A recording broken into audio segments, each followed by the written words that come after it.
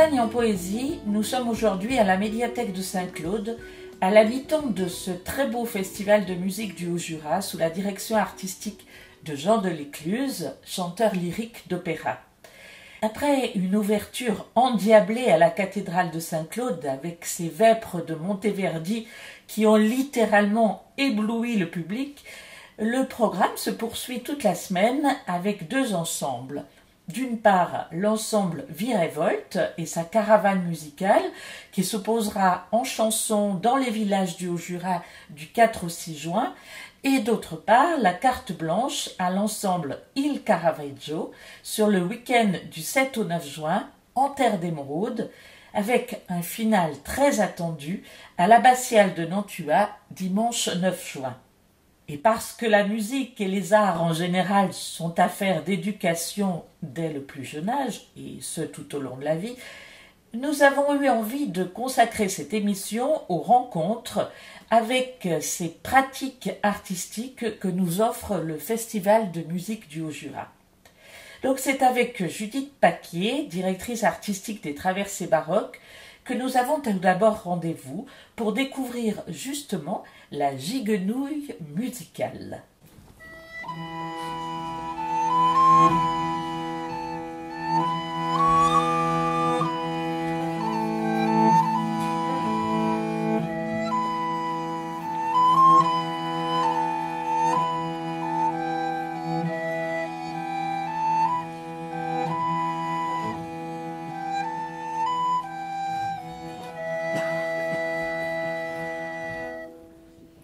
Petit bonhomme, haut comme trois pommes, mais drôlement fier d'avoir offert sa musique rien qu'à lui, à tous les enfants de son pays. Et c'est la fin de notre histoire.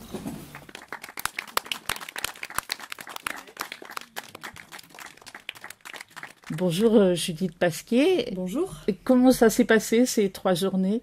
C'était tout simplement merveilleux. Tout simplement merveilleux d'être ici à Saint-Claude, dans la bibliothèque et au musée également, pour faire des ateliers très variés avec les enfants. Des ateliers qui ont été de la découverte d'instruments, un cherche-et-trouve musical, puisqu'ils devaient écouter de la musique, puis trouver des choses, ces mêmes instruments dans les tableaux. Et puis avec moi, ils ont effectivement dansé, donc ils ont fait la gigue-douille musicale. Puisque la gigue-douille, c'est la danse. Voilà. Et ils se sont tellement prêtés au jeu que nous nous sommes follement amusés aussi. Et à la fin de cette gigue-douille et de ces reconnaissances d'instruments, ils ont pu assister à un conte musical dans lequel ils ont eu une petite histoire avec beaucoup de musique. Alors il faut dire, Judith Paquier, que vous dirigez un grand orchestre, on pourrait dire, avec beaucoup de voix qu'on a pu entendre dans les vêpres de Monteverdi. Voilà, alors c'était quand même incroyable de pouvoir être à la cathédrale de Saint-Claude pour faire ces vêpres de Claudio Monteverdi. Et donc Étienne Meyer, qui a dirigé le concert, était aussi très content, sachant que nous étions donc 22 musiciens côté de l'ensemble Les Traversées baroques et accompagnés par 22 chanteurs du chœur de l'Opéra de Dijon. Donc c'était un sacré exploit que de pouvoir arriver à venir à Saint-Claude et monter tout ça dans cette merveilleuse cathédrale, et on est extrêmement heureux de cette soirée-là. Et on se rend compte à quel point c'est important de faire ce travail de manière générale, que ce soit auprès des maternelles, des primaires, des collégiens, des lycéens et même auprès des étudiants dans des grandes écoles, etc. pour que justement cette ouverture culturelle et cette proximité avec la culture, d'ailleurs qu'elle soit médiévale, baroque, classique ou de tout type, est extrêmement importante. Julien Vandel, le directeur de la médiathèque. Julien, vous avez accueilli donc ces avant-propos finalement des grands concerts. Ça représente quoi pour la médiathèque, ce partenariat ? Depuis 2 ans, la médiathèque Le Dôme accueille la présentation de la programmation du Festival de musique du Haut-Jura, donc pour les éditions 2023 et 2024. Et donc on a pu également faire le lien avec le musée de l'Abbaye pour un dépôt de dossier dans le cadre des cités éducatives de Saint-Claude, qui a permis donc le financement de cette semaine.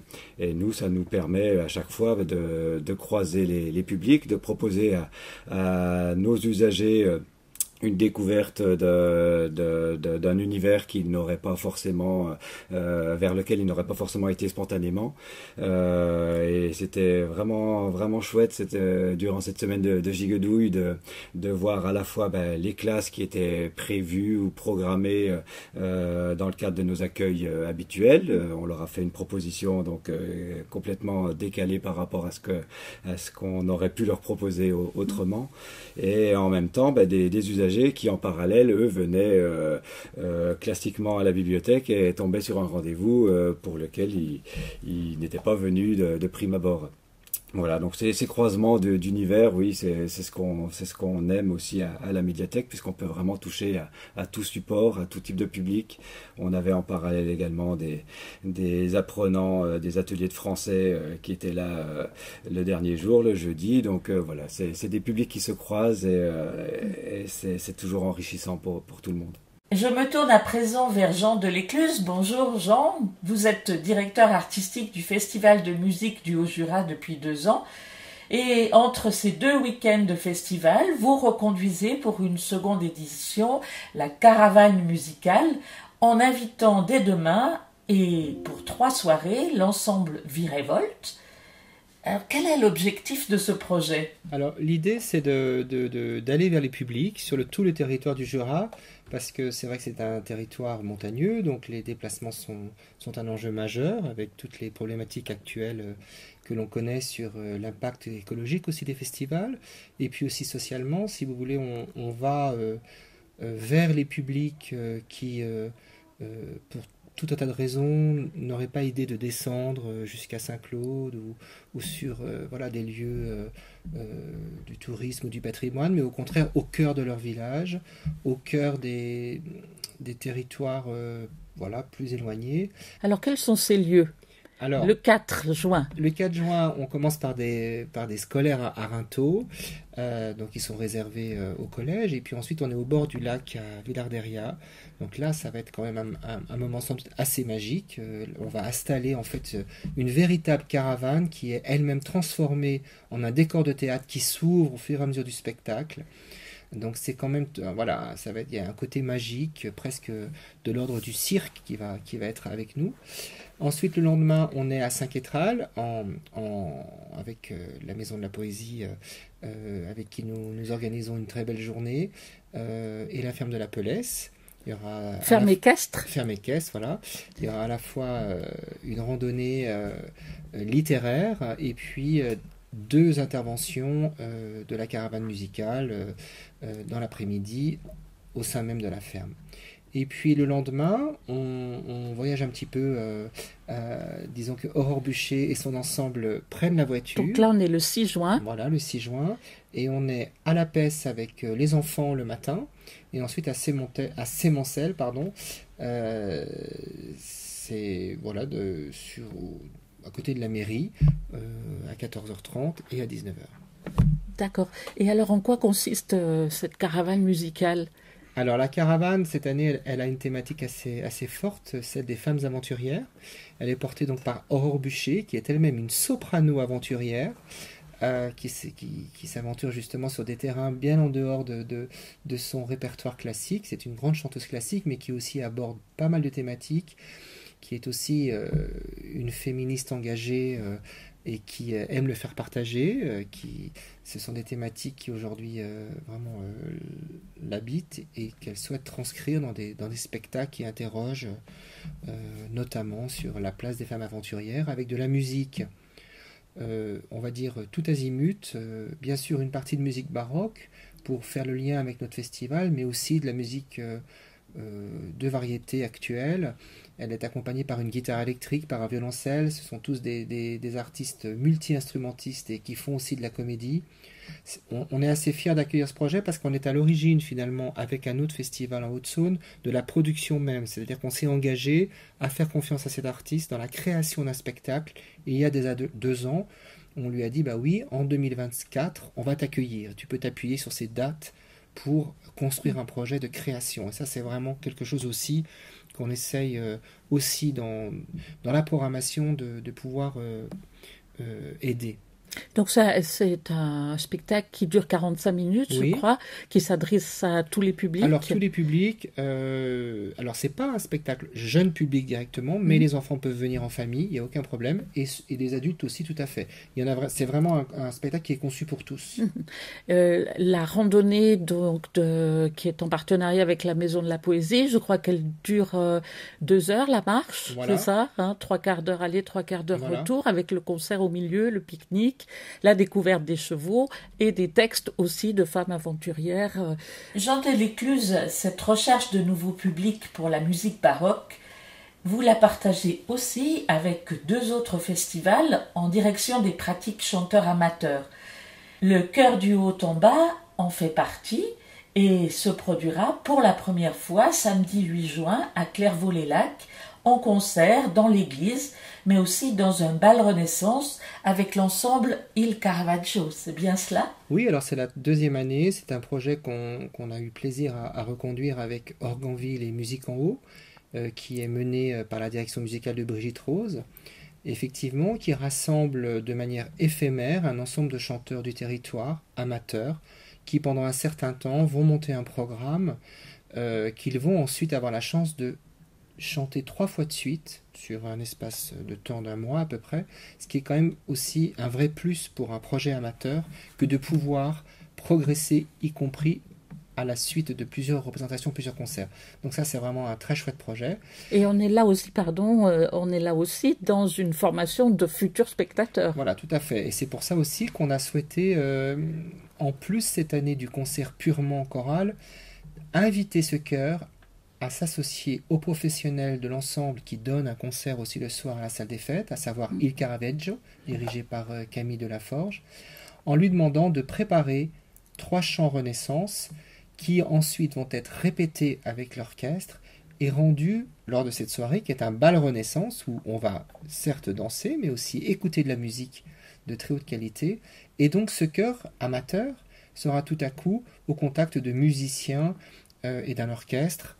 Et ça va encore amener une dimension supplémentaire par rapport à l'accompagnement de l'orgue plus classique.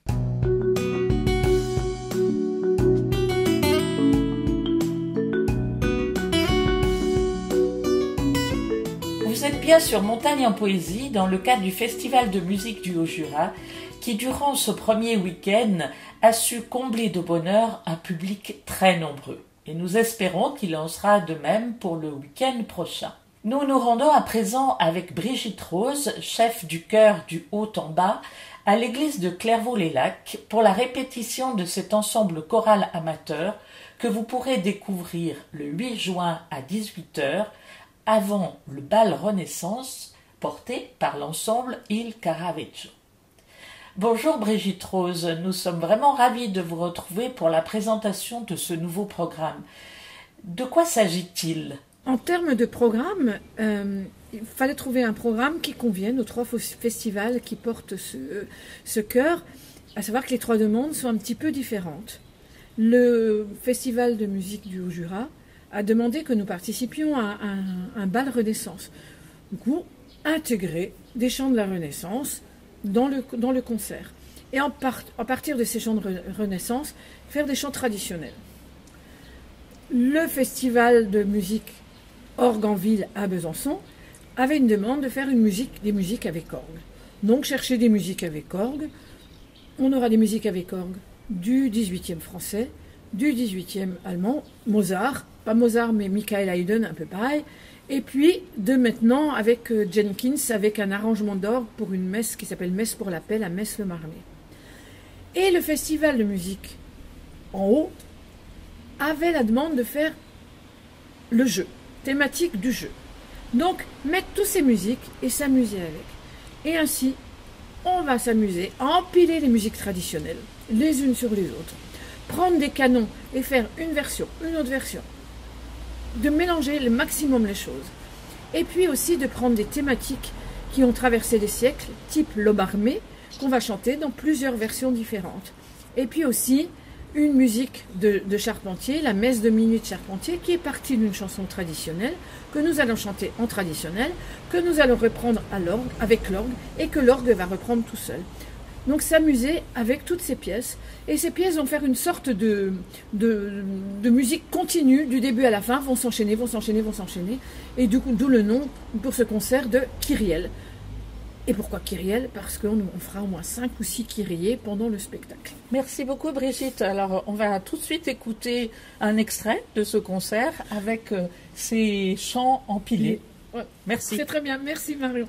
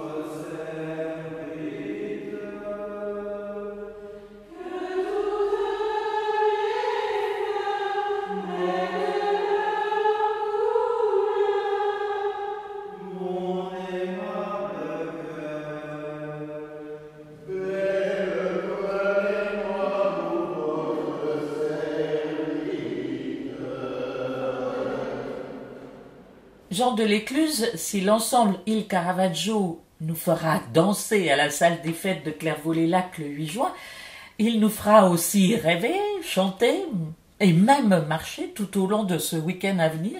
Donc là, on retrouve une chose que j'aime bien mettre en avant, c'est la carte blanche, c'est-à-dire de demander à une artiste, Camille Delaforge, avec son ensemble, plutôt que de venir une seule fois, un soir, de rester 3 jours parmi nous et d'imaginer avec moi, qu'on construit en fonction de ce qu'on sait du territoire, des publics, différents programmes, ce qui permet à la fois à l'ensemble vraiment de se poser, d'optimiser un certain travail sur la longueur, sur les répétitions, sur les concerts, de créer vraiment une ambiance de troupe pendant 3 jours, ce qui est assez rare pour eux dans leur vie quotidienne.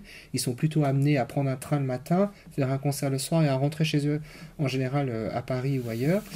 Bon, ça c'est un modèle qui est un petit peu dépassé par, toujours pareil, plein de problématiques actuelles, économiques mais aussi liées au climat, et nous on essaye de les installer. Alors c'est pas très long, mais quand même c'est assez significatif pendant 3 jours. Ils vont développer différents programmes. On est tout d'abord à Moirans, avec un très joli programme Ténèbres en l'église de Moirans le vendredi soir. Le lendemain, on les retrouve donc le soir à Clairvaux pour nous faire danser. Donc là, on change de répertoire, on change aussi un petit peu d'équipe. On a des chanteurs qui arrivent en complément. Le lendemain matin, il y a la grande randonnée à Villarderia. Ça va être un moment, j'espère qu'il fera beau, parce que ça risque d'être assez magique là aussi. On va partir du site archéologique et puis on va monter ensemble et on aura des surprises musicales, on aura un pique-nique, on aura une buvette, enfin tout ce qu'il faut pour passer un bon moment si le temps est avec nous. Et l'après-midi, là c'est une première je pense pour le festival, on a un partenariat avec le Festival Ambronay et on est très content d'être reconnu par cette institution aussi pour la qualité de notre programmation et puis du travail que fait l'association à Nantua, dans un très beau programme Vivaldi, Sento in Seno, avec une jeune chanteuse que peut-être certains d'entre vous ont déjà entendue sur les ondes, Blandine de Sansal, mezzo, qui est une jeune chanteuse française qui fait beaucoup parler d'elle. Et là, voilà, on va finir un petit peu en Judith triomphante, en vocalise et en pétarade de Vivaldi qui devrait faire plaisir à quand même beaucoup de gens. Et puis c'est une façon aussi d'aborder le haut budget, qui est et son abbatiale, voilà, qui est extraordinaire. C'est un lieu très important et il nous semblait naturel au départ du Haut-Jura d'avoir cette continuité territoriale, comme beaucoup d'entre nous. À présent, chères auditrices et auditeurs, nous espérons que vous vous laisserez embarquer dans cette belle aventure musicale comme nous le fûmes lors de l'enregistrement de cette émission de Montagne en Poésie. Et surtout, n'oubliez pas de réserver dès à présent sur le site du Festival de musique du Haut-Jura. On se retrouve en septembre, bel été, et d'ici là, restez curieux.